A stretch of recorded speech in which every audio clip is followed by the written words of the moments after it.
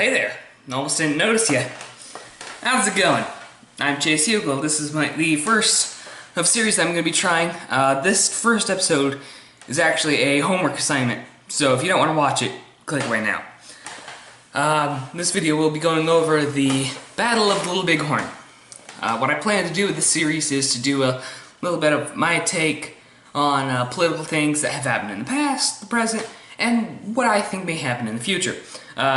But this first episode, though, is going to be a homework assignment. Awesome. So you really can't go over Battle of the Little Bighorn without first talking about none other than General Custer.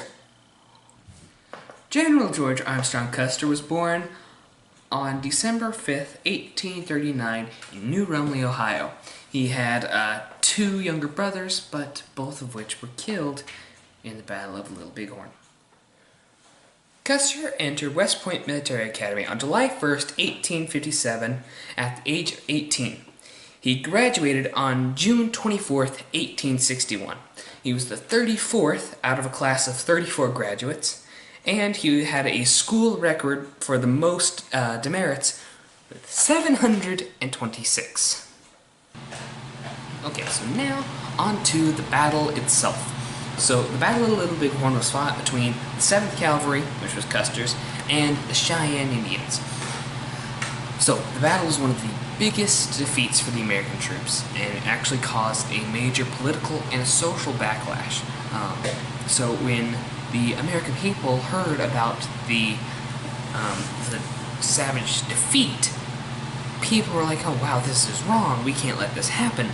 So there was a patriotic act in the air. They didn't want our men, our American troops, to die like they did in the Bighorn. So a little bit of backstory before the battle. The United States government had told several tribes, actually all of the tribes, that if they did not comply to go onto a Indian reservation, Native American reservation, if they were not on a Native American reservation by this date, you will be known as radicals and you will be dealt with as such. Of course, this tribe of Indians, the Cheyenne, they didn't comply. So when the 7th Cavalry came along, they were kind of forced to, right, because of the law. So the way the tribes worked was that they would travel in huge parties. There would be hundreds, maybe a couple thousand. So what happened was, when Custer came across, several natives knew that Custer was coming.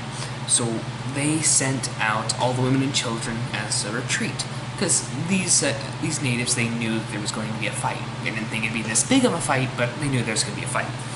When Custer saw the retreating party of women and children, they thought that that was the entire tribe. This is where Custer made his mistake.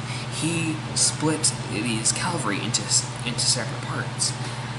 One part staying behind, one part going after. This was a massive mistake because the actual party, the traveling party, came across and started slaughtering them all.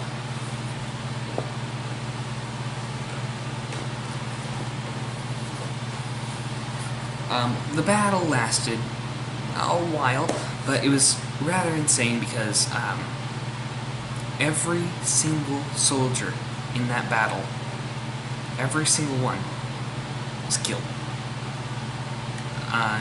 Not the natives, no, the American troops. The 7th Cavalry was slaughtered. It was just a massive ambush. Although they were in separate parts, it was just a bloodbath. See, what happened was the natives, they used their bow and arrows against the 7th Cavalry's guns.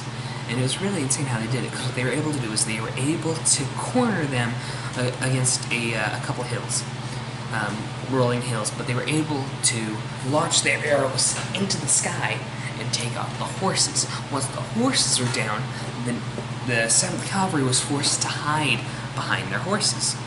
And once this happened, the natives would just keep flinging their arrows, and sure enough, they killed and killed more. General Custer himself was killed in action.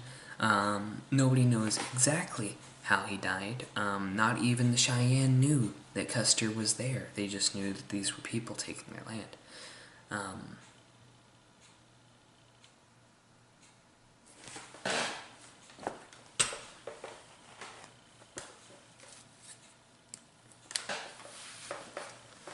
According to Sitting Bull, there was so much confusion in the fight that even some of the Cheyenne were killed by their own arrows. It was a massive battle, lots of bloodshed on both sides, but the natives did win. But we retaliated. And we retaliated by driving them into Native American reserves rather quickly because, as I said before, the American pushback, the, I guess, patriotism because of our men that died. Okay, so that just about does it for this video. Leave a comment below, tell me what you like, tell me what you don't like. Thanks.